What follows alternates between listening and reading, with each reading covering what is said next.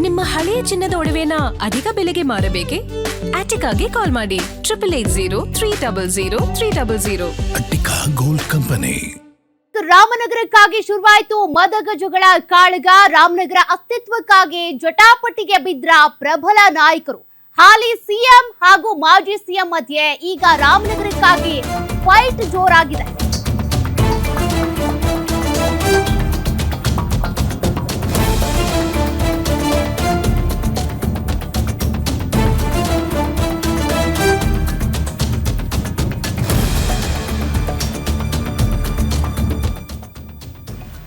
CM DK Shivakumar ಮತ್ತು ಕೇಂದ್ರ ಸಚಿವ ಎಚ್.ಡಿ. ಕುಮಾರಸ್ವಾಮಿ ಅವರ ಮಧ್ಯೆ ನೇರ ಹಣಾಹಣಿ.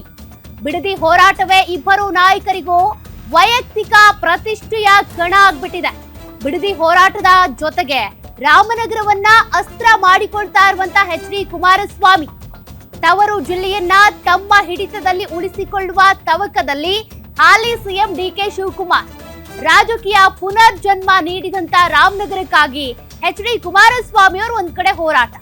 ಗ್ಯಾರಂಟಿ ನ್ಯೂಸ್ ನಲ್ಲಿ ಬಂಡೆ ಮತ್ತು ದಳಪತಿ ಫೈಟ್ ನ ಎಕ್ಸ್ಕ್ಲೂಸಿವ್ ಸ್ಟೋರಿ. ಮಾಜಿ ಸಿಎಂ ಹಾಗೂ ಹಾಲಿ ಸಿಎಂ ನಡುವೆ ನಡೀತಾ ಇರುವಂತ ಬಿಡದಿ ಹೋರಾಟದ ಎಕ್ಸ್ಕ್ಲೂಸಿವ್ ಸುದ್ದಿ ಇದು. ಒಂದ್ ಕಡೆ ತಮ್ಮ ತವರು ಜಿಲ್ಲೆಯನ್ನ ಉಳಿಸ್ಕೊಳ್ಬೇಕು ಅಂತ ಡಿಕೆ ಶಿವಕುಮಾರ್ ಅಂದ್ರೆ ತಮ್ಮ ಹಿಡಿತದಲ್ಲೇ ಇರಬೇಕು ಅಂತ, ಮತ್ತೊಂದ್ ಕಡೆ ತಮ್ಮ ರಾಜಕೀಯಕ್ಕೆ ಜನ್ಮ ಕೊಟ್ಟಂತ ಈ ಒಂದು ಕನಕಪುರ ಅಥವಾ ರಾಮನಗರ ಜಿಲ್ಲೆಯನ್ನ ತಮ್ಮ ಹಿಡಿತದಲ್ಲಿ ಇಟ್ಕೊಳ್ಬೇಕು ಅಂತ ಎಚ್.ಡಿ. ಕುಮಾರಸ್ವಾಮಿ. ಬಿಡದಿ ಹೋರಾಟದಿಂದಲೇ ಡಿಕೆ ಶಿವಕುಮಾರ್ ಮತ್ತು ಎಚ್.ಡಿಕೆ ಫೈಟ್ ಜೋರಾಗಿದೆ. 2028ರ ಚುನಾವಣೆಯಲ್ಲಿ ಬೆಂಗಳೂರು ದಕ್ಷಿಣ ಕಬ್ಜಾಗೆ ಸಿಎಂ ಪ್ಲಾನ್ ಮಾಡಿಕೊಂಡಿದ್ದಾರೆ. ಮೊನ್ನೆ ರಾಮನಗರದಿಂದ ಬಂದಿದ್ದ ಜನತೆಗೆ ಭರವಸೆ ಕೊಟ್ಟಿದ್ದಾರೆ ಡಿಕೆ ಶಿವಕುಮಾರ್. ರಾಮನಗರ, ಮಾಗಡಿ, ಚನ್ನಪಟ್ಟಣ ಮತ್ತು ಕನಕಪುರ ಎಲ್ಲ ನನ್ನ ಕ್ಷೇತ್ರಗಳೇ ಅಂತ ಡಿಕೆ ಶಿವಕುಮಾರ್ ಹೇಳಿದ್ದಾರೆ. ಬೆಂಗಳೂರು ದಕ್ಷಿಣದಲ್ಲಿ ತಮ್ಮ ಹಳೆ ಕದರ್ ಮರುಕಳಿಸುವಂತ ಯತ್ನದಲ್ಲಿ ಎಚ್.ಡಿ. ಕುಮಾರಸ್ವಾಮಿ ಅವರಿದ್ದಾರೆ. ಬೆಂಗಳೂರು ದಕ್ಷಿಣದಲ್ಲಿ ತನ್ನ ಹಿಡಿತ ಸಾಧಿಸೋದಕ್ಕೆ ಸಿಎಂ ಸಖತ್ ಪ್ಲಾನ್ ಮಾಡಿಕೊಂಡಿದ್ದಾರೆ. ಹೀಗಾಗಿ ಮಾಜಿ ಸಿಎಂ ಹಾಲಿ ಸಿಎಂ ನಡುವೆ ಇದು ಬಿಡದಿ ಟೌನ್ಶಿಪ್ ವಿಚಾರ ಮಾತ್ರ ಅಲ್ಲ, ರಾಮನಗರವನ್ನ ತಮ್ಮ ಹಿಡಿತದಲ್ಲೇ ಇಟ್ಕೊಳ್ಬೇಕು ಅನ್ನುವಂತ ಪ್ರತಿಷ್ಠೆಯ ಕಣ ಆಗ್ಬಿಟ್ಟಿದೆ. ಹಾಗಾಗಿನೇ ಒಂದ್ ಕಡೆ ಎಚ್.ಡಿ. ಕುಮಾರಸ್ವಾಮಿ ಅವರು ಬಿಡದಿ ಟೌನ್ಶಿಪ್ ಮಾಡೋದಕ್ಕೆ ಬಿಡಲ್ಲ ಅಂತ, ಮತ್ತೊಂದ್ ಕಡೆ ಸಿಎಂ ಡಿಕೆ ಶಿವಕುಮಾರ್ ಅವರು ಬಿಡದಿ ಶಿಪ್ ಮಾಡೇ ಮಾಡ್ತೀನಿ ಟೌನ್ಶಿಪ್ ಅಂತ. ಹಾಗಾಗಿ ಜಟಾಪಟಿಗೆ ಬಿದ್ದ್ಬಿಟ್ಟಿದ್ದಾರೆ. ಮತ್ತಷ್ಟು ಡೀಟೇಲ್ಸ್ ಕೊಡ್ತಾರೆ political reporter Durgesh Naik. Durgesh, Bidadi township ವಿಚಾರಕ್ಕೆ ಸಂಬಂಧಪಟ್ಟಂತೆ ಒಂದ್ ಕಡೆ ಎಚ್.ಡಿ. ಕುಮಾರಸ್ವಾಮಿ, ಮತ್ತೊಂದ್ ಕಡೆ ಡಿಕೆ ಶಿವಕುಮಾರ್ ಅವರ ಫೈಟ್ ಜೋರಾಗಿದೆ. ಬಟ್ ಅದರ ಹಿಂದಿರುವಂತ ತಂತ್ರಗಾರಿಕೆ ಏನು, ಹಿಡಿತ ಸಾಧಿಸಬೇಕು ಅನ್ನುವಂತ ನಿಟ್ಟಿನಲ್ಲಿ ಮಾಡ್ಕೊಳ್ತಾ ಇರುವಂತ ಪ್ಲಾನ್ಗಳೇನು ಅಂತ?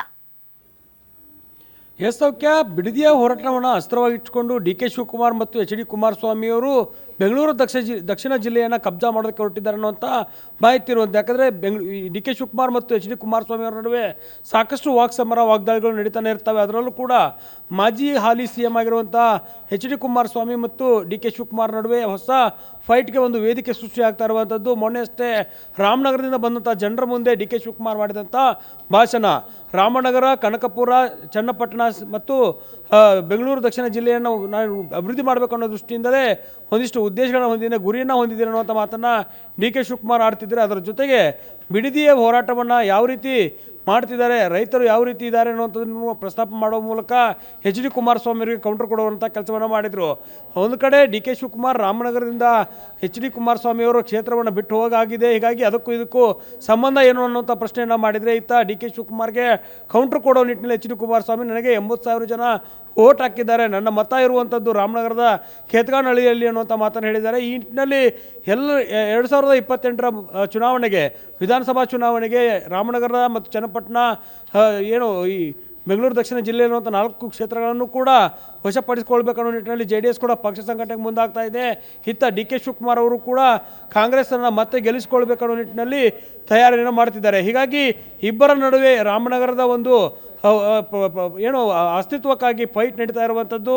ಇಬ್ಬರಿಗೂ ಕೂಡ ಈ ವಿಚಾರ ಬಹಳ ವೈಯಕ್ತಿಕವಾಗಿ ಪ್ರತಿಷ್ಠೆ ಅಂತ ನೋಡುವಂಥದ್ದು. ಹೀಗಾಗಿ ಈಗಿನಿಂದಲೇ ಮುಂಬರುವಂಥ ಚುನಾವಣೆಗೆ ತಯಾರಿಗಳನ್ನ ಮಾಡ್ಕೊಳ್ತಿರೋದು ಒಂದು ಕಡೆ ಆದರೆ, ಈಗ CM ಆಗಿದ್ದೇನೆ ನಾನು ಅನ್ನುವಂಥ ಮಾತನ್ನು DK ಶಿವಕುಮಾರ್ ತಮ್ಮ ಒಂದು ಕ್ಷೇತ್ರಗಳನ್ನ ಉಳಿಸ್ಕೊಳ್ಬೇಕು ಅನ್ನೋ ನಿಟ್ಟಿನಲ್ಲಿ ಕೆಲಸಗಳನ್ನ ಮಾಡ್ತಿದ್ದಾರೆ. ಇನ್ನು ಮುಂಬರುವಂಥ ಚುನಾವಣೆಯಲ್ಲಿ ಅಧಿಕಾರಕ್ಕೆ ಬರಬೇಕು ಅನ್ನುವಂಥ ತವಕದಲ್ಲಿರುವಂಥ HD ಕುಮಾರಸ್ವಾಮಿ ಅವರು ಕೂಡ ತಂತ್ರಗಳನ್ನ ಹೆಣಿತಾ ಇರುವಂಥದ್ದು. ಪ್ರಮುಖವಾಗಿ DK ಶಿವಕುಮಾರ್ 2023 ಅಧಿಕಾರಕ್ಕೆ ಬಂದ ನಂತರ ಬೆಂಗಳೂರು ದಕ್ಷಿಣ ಜಿಲ್ಲೆಯನ್ನು ಮಾಡಿದ್ರು, ರಾಮನಗರಕ್ಕೆ ಹೆಸರು ಬದಲಾವಣೆ ಮಾಡಿದ್ರು, ನಾವೇ ಅಧಿಕಾರಕ್ಕೆ ಬಂದ ಮೇಲೆ ಅಭಿವೃದ್ಧಿ ಆಗ್ತಿದೆ ಅನ್ನುವಂಥ ಮಾತುಗಳನ್ನು ಹೇಳ್ತಿದ್ದಾರೆ. ಇತ್ತ HD ಕುಮಾರಸ್ವಾಮಿ ಮುಂಬರುವಂಥ ದಿನಗಳಲ್ಲಿ ಯಾವ ರೀತಿ ಪಕ್ಷವನ್ನು ಸಂಘಟನೆ ಮಾಡಬೇಕು ಮತ್ತು ರಾಮನಗರ ಹೆಸರು ಬದಲಾವಣೆ ಮಾಡಿದರೆ ಅಭಿವೃದ್ಧಿ ಆಗತ್ತಾ, ಹಿಂದೆ ಕನಕಪುರಕ್ಕೆ ಕರೆಂಟ್ ಇತ್ತಾ ನೀರಿತ್ತಾ ಅನ್ನುವಂಥ ಪ್ರಶ್ನೆಗಳನ್ನು ಮಾಡ್ತಿರುವಂಥದ್ದು. ಹೀಗಾಗಿ ಇಬ್ಬರ ನಡುವೆಯೂ ಕೂಡ ಅಭಿವೃದ್ಧಿಯ ವಿಚಾರದಲ್ಲಿ ಮತ್ತು ರಾಜಕೀಯ ವಿಚಾರಗಳು ಚರ್ಚೆ ಆಗ್ತಿದ್ದಾವೆ. ಮುಂಬರುವಂಥ ಚುನಾವಣೆಯ ಸಂದರ್ಭದಲ್ಲಿ ಇದೆಲ್ಲವನ್ನೂ ಇಟ್ಟುಕೊಂಡು ತಮ್ಮ ಒಂದು ಪ್ರಾಬಲ್ಯವನ್ನು ಸಾಧಿಸಬೇಕು ಅನ್ನುವಂಥ ಒಂದು ತವಕದಲ್ಲಿ ಇಬ್ಬರು ನಾಯಕರಿದ್ದಾರೆ. ಹೀಗಾಗಿ ರಾಮನಗರದ ಫೈಟ್ ಇಬ್ಬರ ನಡುವೆ ಬಹಳ ಪ್ರತಿಷ್ಠೆ ಆಗ್ತಾ ಇದೆ. ಇದು ಮುಂದಕ್ಕೆ ಯಾವ ರೀತಿ ಆಗುತ್ತೆ ಅನ್ನೋದನ್ನ ಕಾದು ನೋಡಬೇಕಾಗತ್ತೆ. ಸೌಖ್ಯ. Thank you Durgesh ಡೀಟೇಲ್ಸ್ಗೆ.